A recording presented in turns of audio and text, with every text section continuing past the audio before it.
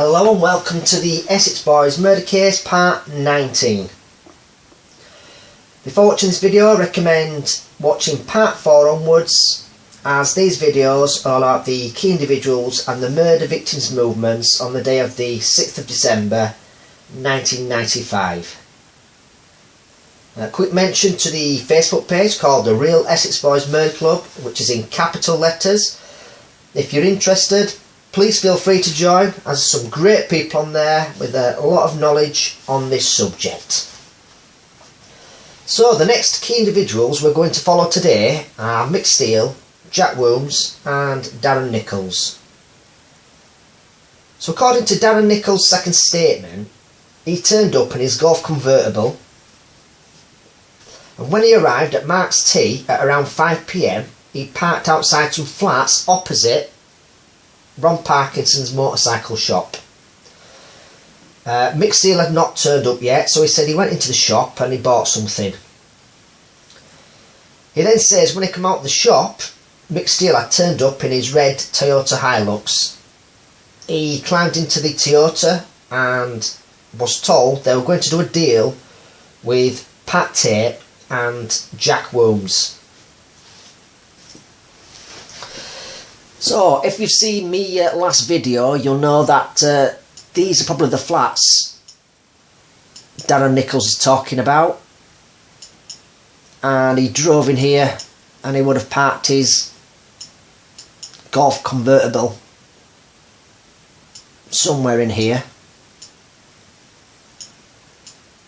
And then he said he gets out and he says he walks across the road and more or less opposite the flats. He said that's where Ron Parkinson's motorcycle shop is. So it would have been right here where the cursor is. So people, they've been phoning each other all day, and Darren Nichols has only just been told that they're off to do a deal with Pat Tate and Jack Wooms. I'm not sure if I believe that, to be honest with you. Jack Wooms then pulls up in the beige Volkswagen and Mick Steele gets out and has a conversation with Jack Wooms. Mick Steele then got back into the Toyota and him and Darren set off along the A12 towards London, with Jack Wooms following behind in the Volkswagen. So they would have gone this way, gone down here to the roundabout and joined the A12 towards London. So Darren Nichols then goes on to say that along the journey nothing happened and they just had normal chit chat.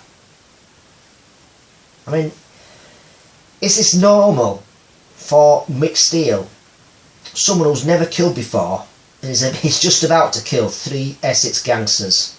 It's normal chit chat. In his statements, he makes out that he didn't know what Mick Steele and Jack Wooms were going to do that night. If it did go down this way, as Darren Nichols claims, then he was more involved in these murders than he's made out. I mean, if Mick Steele and Jack Wooms intended to do the murders, I mean, why bring Darren Nichols? They didn't need him. Jack could have driven down to White House Farm, parked the car up somewhere. I mean, Darren Nichols knew what was going to happen that night. I mean, we've seen the phone log evidence. They were contacting each other using their mobiles, were Mick Steele and Darren Nichols. So basically, him and Mick Steele have been contacting each other all day, met at a meeting place later that day, they've used before, and then Mick Steele decides to tell Darren Nichols that him and Jack Wooms are going to do a deal with Pat Tate. And on this approximate journey of just over an hour, Darren Nichols never asks what it's all about. I mean, he doesn't even ask Jack Wooms why he's changing over the registration plates or trying to cover it up. I mean, he never even asks him that. It just doesn't add up to me. Oh, and apparently Darren Nichols knew nothing about the murders until Mick Steele and Jack Wilms got in the getaway car and were bragging about the killings. Nah, things just don't add up for me in them statements. But just a few things I want to mention before we move on with this journey anyway. So the red marker at the top is Mark's T, and this is where both vehicles are going to travel along the A12 all the way down here until they eventually arrive at Brentwood, which the grey marker is here. And when they get to Brentwood, they join the A1023 and then travel along to another part of Brentford, which I'll show you. So Brentwood is the top of the red marker, and this is just a short journey, and they're going to leave the A1023 and they're going to be joining the A128, and they're going to be heading down here to this grey marker here, which is Thorndon Country Park, which is in Brentwood. So what we're going to do now is take a closer look at this place, Thorndon Gate, as it's significant in this journey. So they would have come down this road here, the A128, and the reason why we've stopped at this place is because, according to Darren Nichols, this is where both vehicles pulled up, and Mick Steele tells Darren Nichols to get out of the Hilux and get into Jack Wilms's Volkswagen. And after this, Mick Steele sets off on his own along this road here to the Halfway House pub where they're going to meet. Now, Jack Wilms drives down here with Darren Nichols. This is just a short lane really.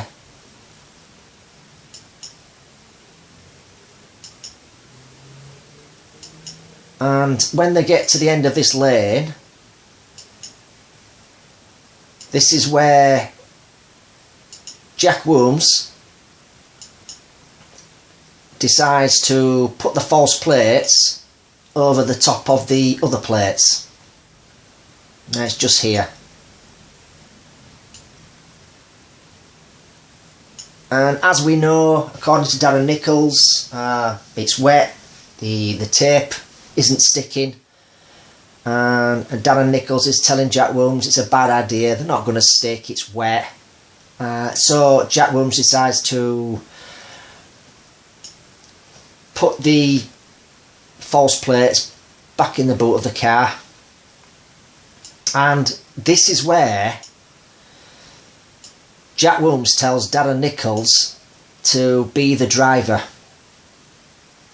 So they've switched over now and they're heading back down Thorndon Gate, and when they get to the end of this lane they're going to be following Mick Steele, so they will be going right. So what we'll do now is we'll look at the next part of the journey. So with Mick Steele already ahead and waiting at the Halfway House pub car park, Darren Nichols drives with Jack Wilms from Thorndon Country Gate, which is the red marker, and the grey marker down here is the Halfway House pub. In Darren Nichols' statements, he said he drove on back country lanes to get to the pub. And this way, on the A128, is roughly a 5-minute journey. So what we'll do now is just move along to the A128, closer to the Halfway House pub. So this is the A128 road that Mick Steele, Darren Nichols and Jack Wilms drove along, according to Darren Nichols' statement. And he says in his statement they used a lay-by to get to the halfway house pub, which would be this place here, as you can see now. I mean, it's more than likely Mick Steele used this lay-by to pull up in the pub car park, because this road, the A128, if you travel down there, you get to a roundabout, go over a bridge, and then you have to do, you join the A127 and do like a 6-minute journey up along towards the next junction, turn back on yourselves, and then you've got to come back another 6 minutes just to use the front entrance of the halfway house pub. So it's more than likely both vehicles use this lay-by road. I'll tell you what I'll do, I'll show you the A127 so you'll have a better understanding of what I mean. But yeah, it's a lot quicker and easier to get to the pub using the side entrance down this lay-by road. So this is the A127 I was telling you about.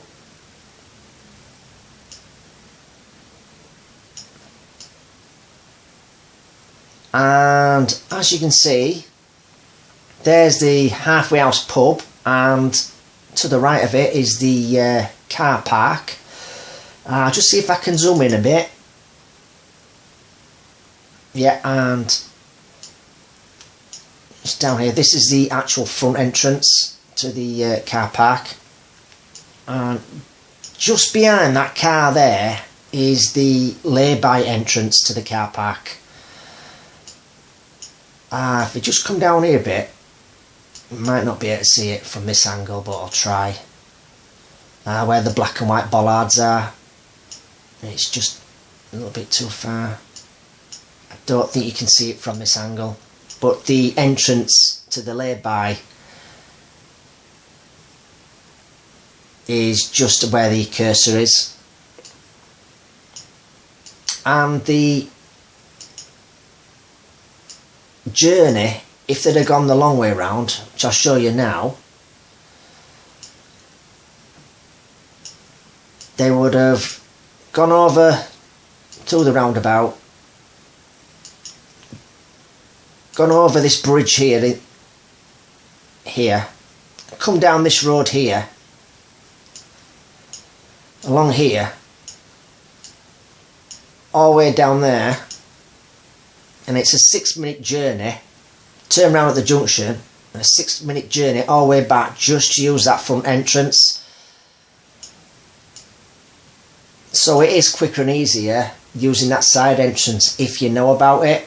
And just while we're on A127, in maybe my next video, Craig Rolfe will be coming along this road, and he will be going over this bridge ahead, going through the roundabout, going along the A128, and he will be using the side entrance from the lay-by road. So let's go back to the A128. So this is the lay-by that Darren Nichols said he drove along to get to the halfway house pub. But what I'm going to do is I'm just going to speed this bit up and going to get to the part where the entrance to the car park is. So we are now at the other end of the lay-by road, and if we just stop here, as you can see the car park is to the right, and that is what they used. And if we just go a little bit further down here, there's the black and white bollards that I was showing you a moment ago, and that's the A127. So let's just go have a closer look in the car park. Now, according to Darren Nichols' statement, he says when he went into the car park, Jack Williams told him to park at the back of the car park, which would have been round about here somewhere. Because in his statement, he says when they were at the back of the car park, Mick Steele in his Toyota was ahead of him, but to the left. So Mick Steele would have parked round out here.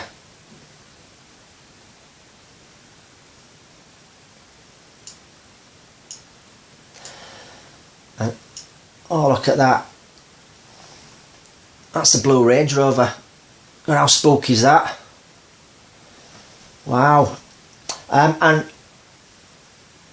as they sat at the back of the car park, Jack Williams changes his mind and tells Darren Nichols to park near the front, close to the A127. So they drive down here somewhere where the cursor is. And in the statement he says when they drove to the front of the car park, Mick Steele was to the right of them. So yeah, he would have been here, would Mick Steele. Wow, that spooked me out as that. Fucking blue Range Rover. Wow.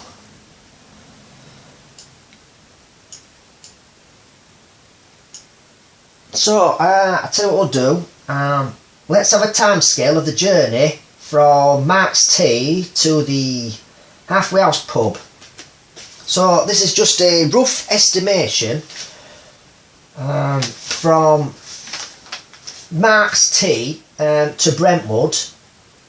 And I'm going to include the winter conditions that evening. And they set off about, what, 5:10, 5:15 PM. To firstly get to Brentwood. Would have taken them about 40 minutes. So that takes them up to say 5:50, 5:55 PM. And then from Brentwood to the Thorndon Gate is a 5-minute journey. Then try and stick on the false registration plates. That would have taken them about 5 minutes. Which they didn't manage to do. So that takes them up to, say, 6:05. And then the last part of their journey was a 5-minute journey from Thorndon Gate to the Halfway House pub car park. And that takes them up to 6:05 to 6:10 PM.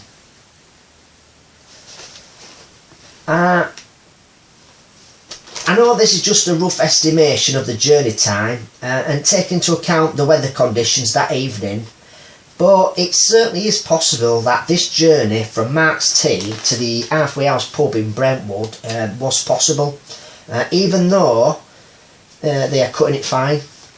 I mean, it's in the court transcripts. Either the police or someone from the courts did the actual rerun of the journey.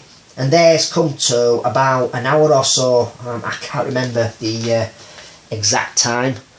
But yeah, that Range Rover's freaks me out a little bit. With it being blue as well. I daren't zoom in case there's a blue, was it a triangle fragrance sticker on the window.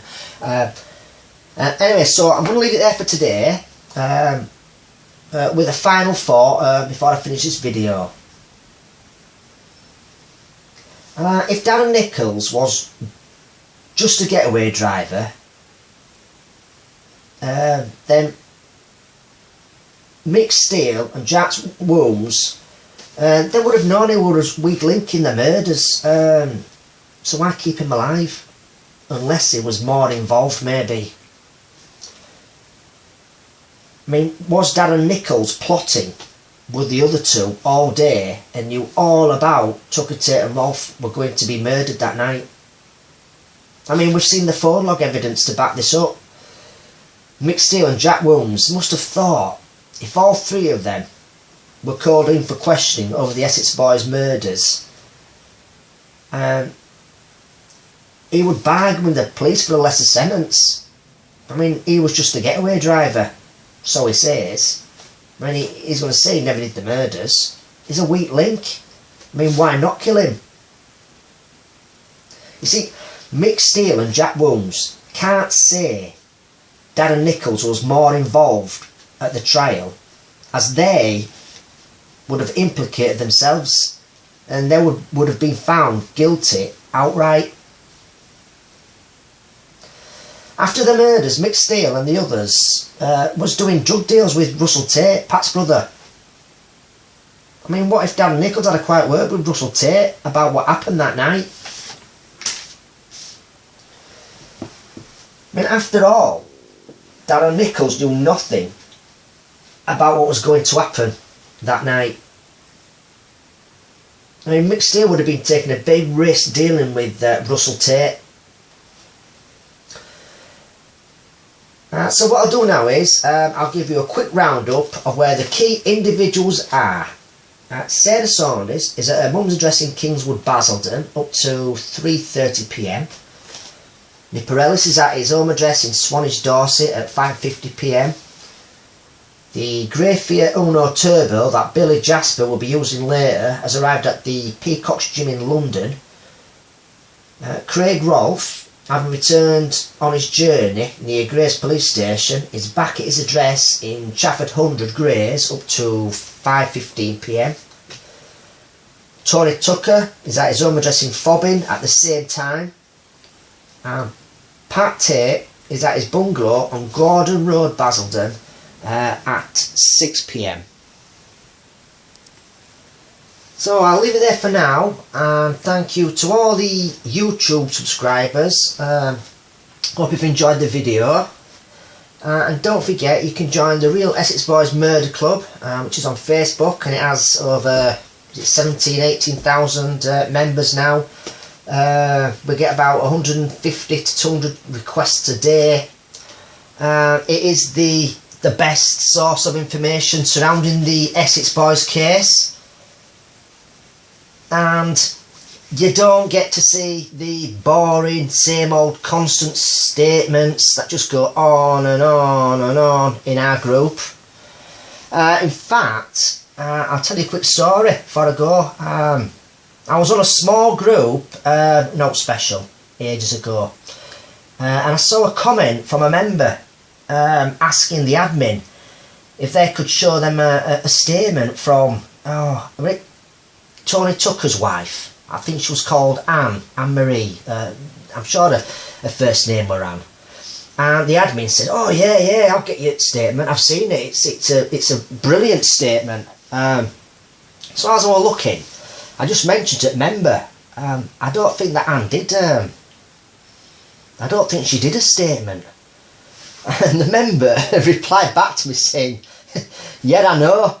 I was just finding out how stupid the admin was." Oh yeah. Anyway, that made me laugh, and that was it for me. I'm just about done with it. So yeah, I had my fun and moved on. Anyway, hope you've enjoyed the video, and take care.